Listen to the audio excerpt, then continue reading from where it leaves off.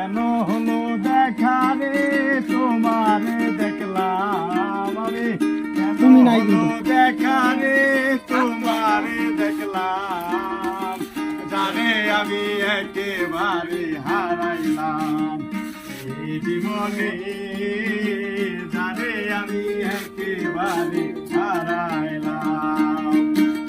হায় বাবা, চলো চলো।